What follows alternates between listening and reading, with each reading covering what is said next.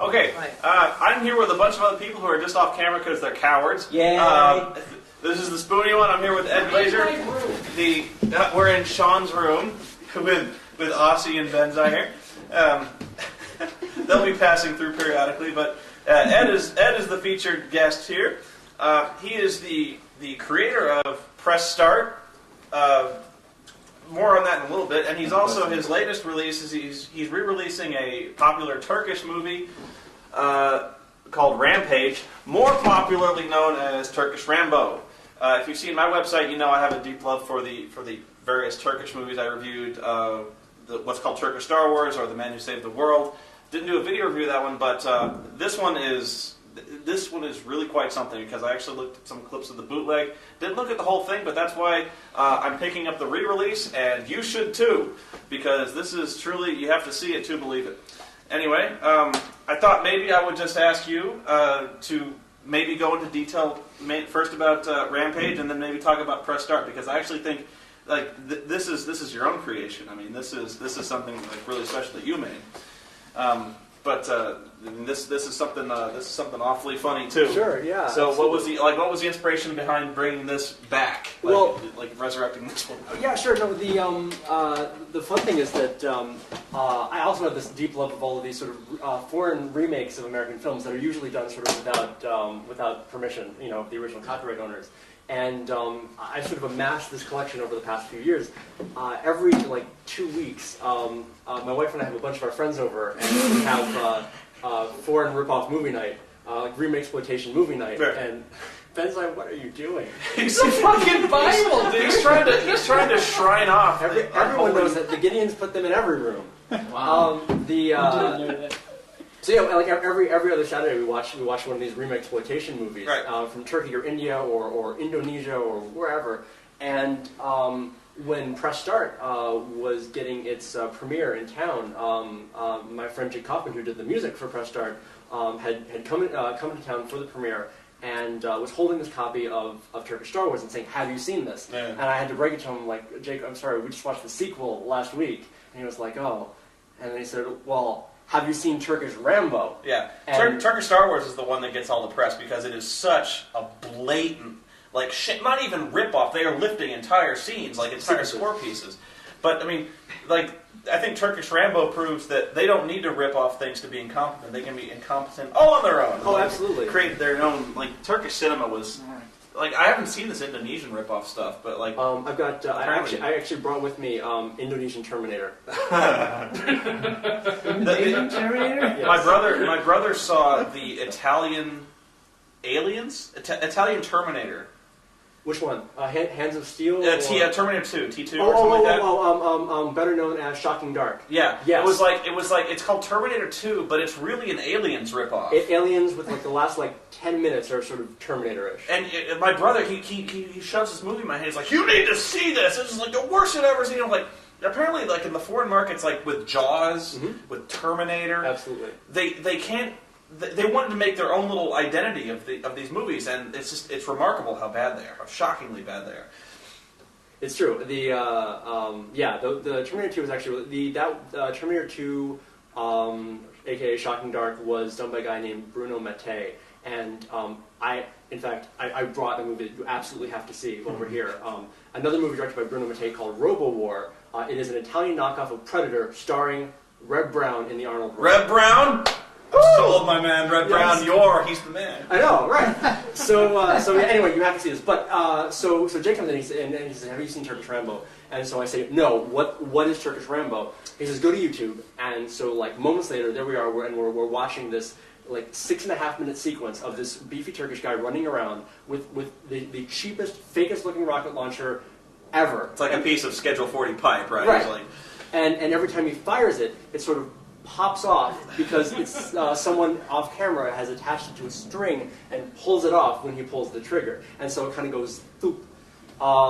And I was just like, this is amazing. I have to get this movie. We have to watch this movie for movie night. Yeah. And I'm searching, and there are no English. There's no bootleg English subtitled versions. There's no anything. Yeah. There's no official release. The only official release of the movie was on German VHS in 1986, but in the original Turkish language. You cannot find this movie, and so I thought, this crazy idea occurred to me, and I was like, well, what if I released one myself? Right, and I think that was genius because with the reason I never did a video review or a riff tracks of Turkish Star Wars, would love to do it, but I've never been able to do it because there is never an English audio track. There's never any English cast that went over this. Like almost like every Chinese movie, every Japanese kung fu movie, there's some kind of token English language track, even if it's just like "Kill sensei, now you're done." Like they don't have to be good, but there is almost never an English track for these Turkish movies or any of these movies. And so what you did was you recorded your own Yes. English track. And were you going for spoof, or were you actually trying to like? No, I figure if people are going to laugh at me, I wanted it to speak for itself. So we did a legitimate dub. You were going to play it straight. Okay. Absolutely. Yeah.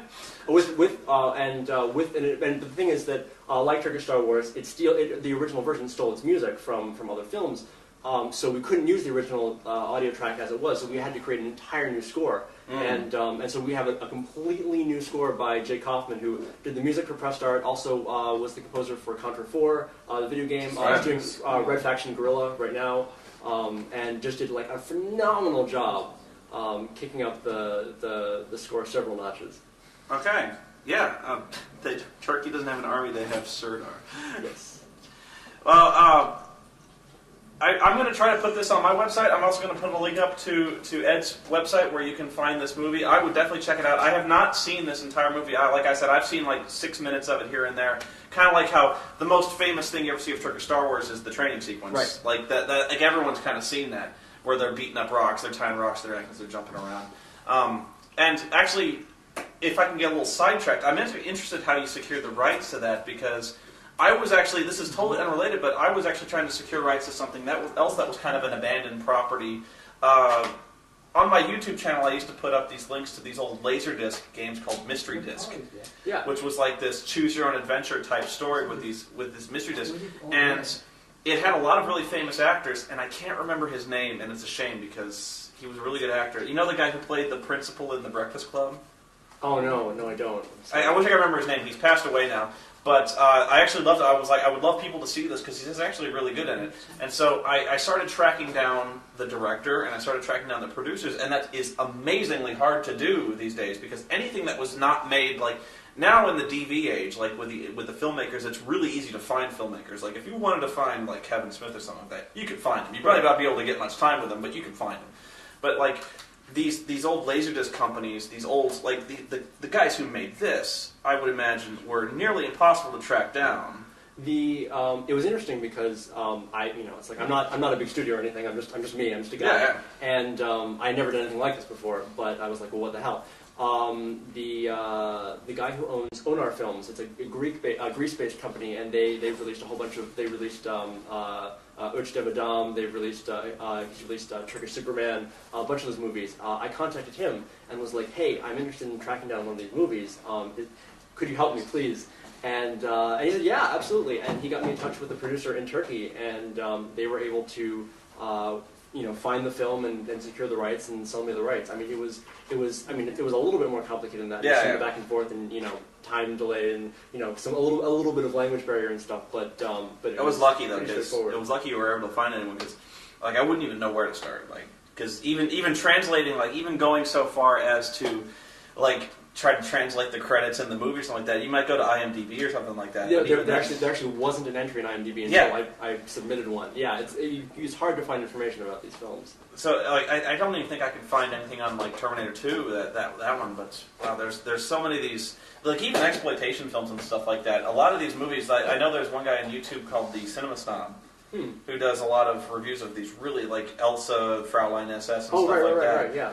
Like really strange stuff, and stuff that's actually like you almost have to be masochistic to try to track this stuff down. But there actually is some kind of value in seeing movies like this, if not just purely comedic value, but it's kind of interesting, at least like for like even in terms of like if you're like an amateur filmmaker, it's kind of good to go see the way things are done wrong.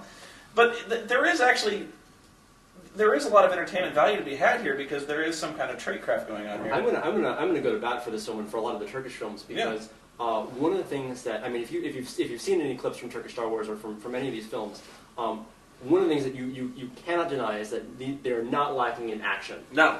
They may be a little bit lacking in choreography, but I mean, the sort of like crazy action-packed stuff you see in Turkish Star Wars is pretty much what happens throughout the film. And compare that to any low-budget film from other countries, from America especially, that call themselves action films, and usually the best you get is a couple guys sitting in a room talking, maybe waving some guns around in a really, really badly choreographed fist fight. This stuff is almost non-stop action. They just, even if they can't do it well, they just go for it. I think you captured it, because what I think a lot of problem is with American movies now, like there's this one movie called Alien Invasion, and there's the American one, Alien Invasion Arizona. Something like that. Yeah. And I forget the exact title, but it was like a remake of the 1950s schlock movies. But the thing is, it kind of knows that it's being too funny. Like it knows that it's being cute, and at the same time, it loses a lot of that camp value. Like if you're trying to be camp, you're not camp. Right. And so here, like with the Turkish movies, they do have a lot of action. What really fails them is like the technology for them just wasn't there. Like the special effects just weren't there. So a lot of times, it's really, really pathetic to watch. But like it's still kind of exciting to watch because they are actually doing quite a lot with not much. Right. Well, and keep in mind a very brief Turkish film history lesson. The Turkish film industry didn't really start until about the 50s, and they started off with a Dracula movie called Dracula in Istanbul, and they were so keeping in mind that they were roughly 40 years behind us, and we're still catching up. For Dracula in Istanbul, there was a scene in a graveyard that was supposed to be in this foggy, creepy graveyard. They didn't have fog machines. They didn't have any way to make fog. They set a fire. Well, no, even better. What they did was they had like 30 stagehands puffing multiple cigarettes just below the frame, blowing the smoke into the camera, because that's all they could do. Oh, I bet you could hear it too. Like, yeah, well, it's not how I would want to do it. I would not want to be one of those stagehands, but I mean, they had to be inventive because they didn't have any of the technology. That must have been a unique experience on that set. Anyway, so like you've done this. Are you waiting to see if this is a success before you try taking off with more of these? Like, yeah. Are there any other movies like this planned? I would love to do some. There are some that are in the front of my mind that I am poised and ready for. But it depends if people like this one and if enough people get it. Because, say so. Yeah. So we'll see. But I don't want to give anything away just yet. Yeah, it's kind of tricky, especially with the Turkish ones, because it's kind of shameful. But like Turkish Star Wars, there's no way he could do Turkish Star Wars because it literally lifts direct cuts from Star Wars, like the Death Star trench race, and like you can't go releasing that. There's no way. So a lot of those movies, I'm not actually sure. Like the Indonesian ones, I'm not sure if they did that, or the Indian movies, like Three Dev Adam. Oh, well, Üç Dev Adam is also Turkish. The couple of Indonesian ones that I know that are direct rip-offs have, one of them, Lady Terminator, which is the Terminator one, got a release in America through Mondo Macabro. But a lot of them don't, I mean, especially the Indian ones, they don't see much release in America. Yeah, and like Indian Superman was actually one of the funnier ones I ever saw that had like whole dance numbers, like that whole "Can you read my mind" thing, but it actually had like a dance number where they were like kind of doing this little foot jive in the sky and stuff like that. That was some funny stuff. I would love to see if that's ever possible to do that one. Are you talking about the one where the girl is dressed as Spider-Man? I don't remember because, like I said, I can only see some clips. So the only clip you ever see is the dancing in the sky. Because I think because if it's the one that I'm thinking of, there's the one where he's Superman and she's dressed as Spider-Man for some reason. Yeah, like Spider-Man makes a lot of cameos in these movies, if you notice. Yeah. Oh, yeah. Well, but one of the things is that actually that particular clip isn't from the more well-known Indian Superman movie. It's actually from a movie that has nothing to do with Superman, and that's just a fantasy sequence that I think has been misattributed to Indian Superman. So that if that's the one, then yeah, it's actually nothing to do with Superman except for that one clip, which I haven't seen the whole film myself. But that's a ton of them. I mean, like I know it seems like I'm really bagging on these. I was being like total incompetent. It's kind of hard to relate like the affection you have for these really bad movies. So like you're like they're terrible, the production value is terrible, the acting oftentimes is terrible, choreography bad. But at the same time, there still is like even from the filmmaker's perspective, a love of movies, a love of action, and a desire to entertain that still goes through. And I think there's a kind of an air of legitimacy in those movies that still comes across that you don't get with a lot of people who are trying to be too cute. Right. Like I hate to bash on Eli Roth, but I like the Cabin Fever type stuff where he's trying to shout out. It just comes across as fake. And in some ways, it comes across as faker than this, because at least here they're trying to they're telling Rambo, they want to tell the Rambo story, and they want to do it their own way, and that's what they're getting across. But anyway, enough about that. I would actually like to time out Press Start because I went on about this a little before. He was good enough a long time ago to send me a copy of Press Start, and I watched it, and I don't think I ever got back to him. I felt really bad about it. I reviewed it, and due to technical difficulties, the review got lost, and I got surly, and so I was really bad about it. But Press Start was a movie you made where you producer, director. Producer, director, editor. You did almost everything, right? Yeah, everything. I didn't write it. My good friend Kevin Follier wrote it, and if I had written it, it wouldn't be funny. But the first thing that struck me about this movie, and you'll have to excuse me if I don't remember everything because it was about a year ago that I saw it. But the first thing I do remember that struck me was the production values were fantastic. Thank you. I was really. No, you're thinking of Star Wars. No. Because whenever I've had a few people offer to send me little movies they made, like YouTube type stuff, where it's kind of like, I made a Star Wars fan film. Would you like to check it out? And it's like two guys walking around the woods, and they have a lightsaber battle, and they're like, I spent 6 months editing this. I put the lightsaber effects and everything. And I was not expecting much, to tell you the truth. But first of all, you had a professionally shot photo, and I was like, wow, that's really cool. I put it in, and it was a fully produced movie. Was it shot on DV or was it shot on DV? Shot on DV, and it looked good. And so, a lot of times when you shoot on DV, it can look bad.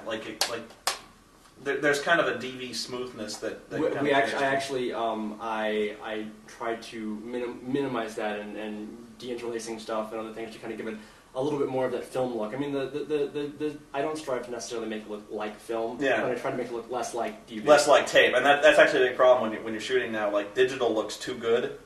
There's kind of you're so accustomed to seeing film that the digital effects anyway. That was the first thing that struck me. The second thing that struck me was I really liked Lord Vile. Count Vile. Count Vile. The bad guy, the guy who was doing that. At first, I thought his performance was kind of understated. He was being very minimalistic. He wasn't really chewing scenery like you would expect Lord Vile to do. But at the same time, I actually really started to like it because he kind of had this. He was this kind of.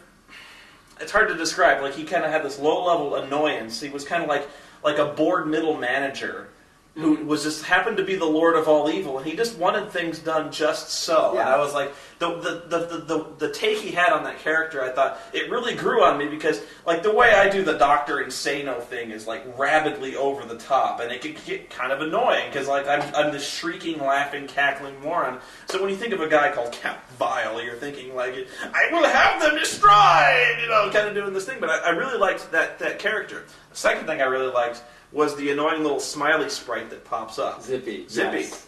And if you've ever played, what is it? Not Wind Waker. Ocarina of Time. Ocarina of Time, that little fucking sprite that keeps coming up. Hey! Navi. Listen! And they have never managed to get rid of that guy. Even in, the newest one, Twilight Princess, there's that little fucking flea that pops up, and it doesn't go, hey! But it's still, it pulls you so out of the game when this guy's you should use the hook shot up there, and I'm I know, thank you. Well, the great thing there's so many of them too. There's Sparks from Spyro. There's so many of these adventure games have these obnoxious characters that tell you. Or Omo Chao from Sonic Adventure 2. Right, and if you notice the Cortana effect that's gone on in every game now, where there's a sexy female voice inside your head, almost always guiding you through. Dead Space. Halo 2, probably in Halo Wars. I haven't played Halo Wars. But the one that got to me the most was Dark Messiah Might and Magic, where there's a female demon that occupies your head, and she sounds exactly like Cortana, except she's also being seductive and stuff like that, and she's riding around your head for no reason except to tell you to do stuff. Push over that pillar there, and you're all right, thank you. But the real strength of this movie is there's a lot of subtle gags in it. And they're all things and you don't call it out. You could actually do this thing where you have little pop-up clues, just telling you every scene there's something very subtle in like every scene that's a video game trope. And so like if you weren't a hardcore fan, I think that's a strength and a weakness. Like if you're not a hardcore video game fan, you're not going to get half of this stuff. Right. Like the time when the hero starts out and the old man is like, it's dangerous to go alone, take this. That's Legend of Zelda, but if you didn't know that, like even my brother I don't think would know that, and he's been in gaming almost as long as I have. So it's for the old timers, it's for the guys who grew up with a Nintendo, like them kids today with their Xboxes and stuff like that, they probably won't get this stuff, and so you're going to spend this whole time explaining it to them. So it kind of falls into this weird gap where it's made for the people who are like nostalgic, made for that kind of people. Maybe you could do something like, if you were going to go back to this with like new video game tropes like the Cortana effect, like maybe you could do something like that where there's like a sexy female voice like, get out of my head, woman! Like, what I didn't know about this, and I should have listened to it because I think that might have helped me out understand this movie a little better, was there's 3 commentaries on this, and I haven't listened to them, but I should. I definitely should. There's a lot of extras here. Well, actually, making a featurette, phony dolls ads, shorts, web cartoons. Nice. We tried to make it worthwhile. Oh, that was the other thing I liked. Was like every battle he was leveling up. Oh yeah. That was the focus. Actually, well, I'm glad you remember it that way, because in actuality, after about like the first couple of battles, there was just like scheduling stuff, so I couldn't get Ben, the actor who's playing the Telegram Man, to do that. So after about that, he only gets to about level 4, and then he doesn't level. Well, then we never see him leveling up for the rest of the movie. But I hope that people will just remember it as he kept, How did you get that hair? Was that a wig or did that was a wig? That was absolutely had to be a wig. Which is part of why he has the bandana, so that it hides the hairline. Yeah, okay. Well, I don't want to go on too long. Too late. But anyway, I'm going to put a link to this to Ed's website where you can pick up both Rampage and Press Start. I would highly suggest looking at both of them. I know I was hard on the guy, but that's because I love. It's fine. But actually, I should actually watch Press Start again. I think what we're going to do is we're actually going to have a screening of at least Rampage, and I'll probably try to get them to put Press Start in just so they can see it, because I liked it a lot. And these guys being gamers, if you're a gamer, if you played Nintendo, I think that most of the guys were kind of like Nintendo type stuff. Right? Oh yeah.